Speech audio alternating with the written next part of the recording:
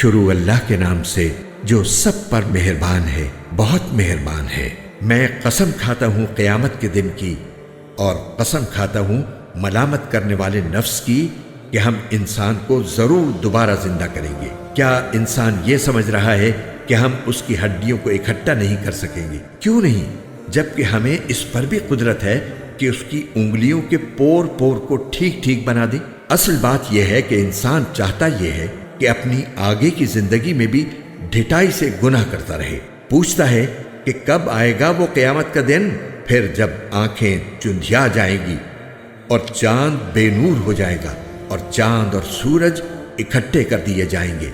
اس وقت انسان کہے گا کہ کہاں ہے کوئی جگہ جہاں بھاگ کر جاؤں؟ نہیں، پناہ کی کوئی جگہ نہیں ہوگی۔ اس دن تو ہر ایک کو تمہارے پروردگار ہی کے سامنے جا کر ٹھہرنا پڑے گا۔ اس دن ہر انسان کو جتلا دیا جائے گا کہ اس نے کیا کچھ آگے بھیجا ہے اور کیا کچھ پیچھے چھوڑا ہے، بلکہ انسان خود اپنے آپ سے اچھی طرح واقف ہوگا، چاہے وہ کتنے بہانے بنائے۔ اے پیغمبر، تم اس قرآن کو جلدی جلدی یاد کرنے کے لیے اپنی زبان کو ہلایا نہ کرو۔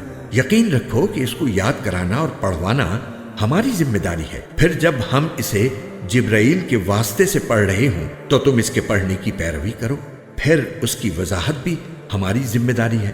خبردار اے کافرو، اصل بات یہ ہے کہ تم فوری طور پر حاصل ہونے والی چیز یعنی دنیا سے محبت کرتے ہو اور آخرت کو نظر انداز کیے ہوئے ہو۔ اس دن بہت سے چہرے شاداب ہوں گے، اپنے پروردگار کی طرف دیکھ رہے ہوں گے، اور بہت سے چہرے اس دن بگڑے ہوئے ہوں گے، سمجھ رہے ہوں گے کہ ان کے ساتھ وہ معاملہ ہوگا جو کمر توڑ دینے والا ہے۔ خبردار، جب جان ہنسنیوں تک پہنچ جائے گی اور تیمارداروں کی طرف سے کہا جائے گا کہ ہے کوئی جھاڑ پھونک کرنے والا، اور انسان سمجھ جائے گا کہ جدائی کا وقت آ گیا اور پنڈلی سے پنڈلی لپٹ جائے گی، تو اس دن تمہارے پروردگار ہی کی طرف روانگی ہوگی۔ اس کے باوجود انسان نے نہ مانا اور نہ نماز پڑھی، بلکہ حق کو جھٹلایا اور منہ موڑ لیا، پھر اکڑ دکھاتا ہوا اپنے گھر والوں کے پاس چلا گیا۔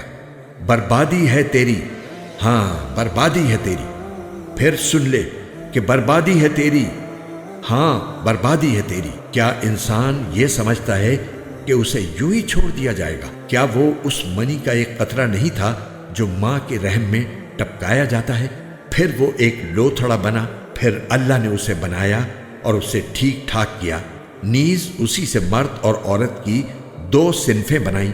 کیا وہ اس بات پر قادر نہیں ہے کہ مردوں کو پھر سے زندہ کر دے؟